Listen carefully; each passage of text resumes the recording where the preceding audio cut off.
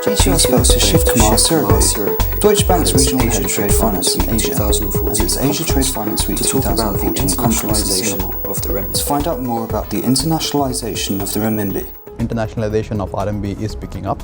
The trend we are seeing at Deutsche Bank is a lot of interest not only from corporate clients but surprisingly from a lot of our bank customers as well.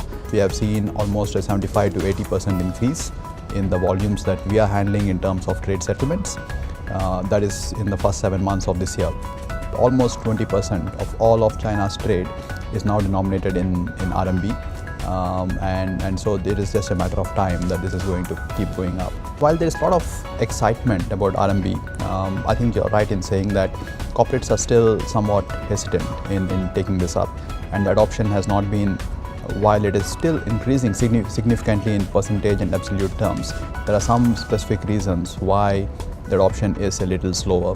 Clients are still getting to understand what this all means, the operational and the technological complexities that they need to adopt in their back offices to have this.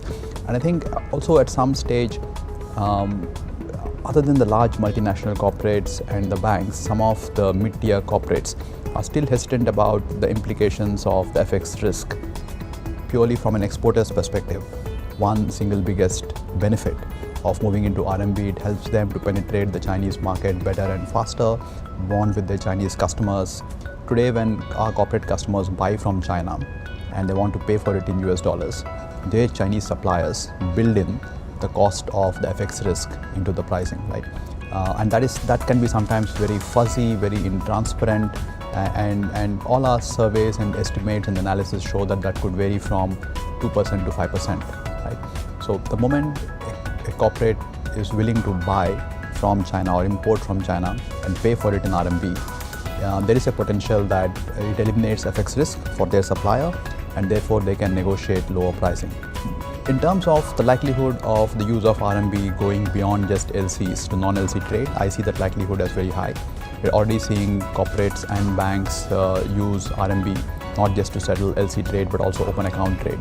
So that is picking up, obviously not as much as the LC trade. The trade settlement part is still largely denominated by LC trade, but open account trade is surely but slowly picking up.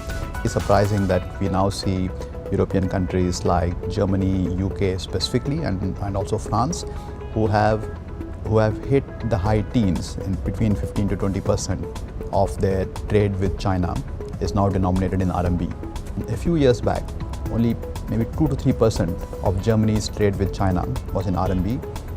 Today it is almost 15 to 17%. So the speed of conversion is very, very encouraging, and that shows the global appeal and the global adoption of RMB taking place.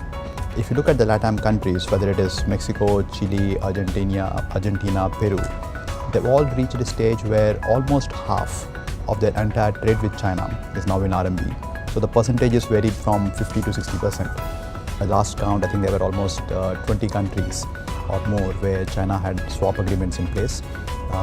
In some countries it is in the form of non-deliverables, in some countries it's in the form of deliverables, but the speed of evolution in this space means that for all practical purposes, notwithstanding the regulations and the documentary requirements, etc., most corporates who deal with China in RMB are able to hedge.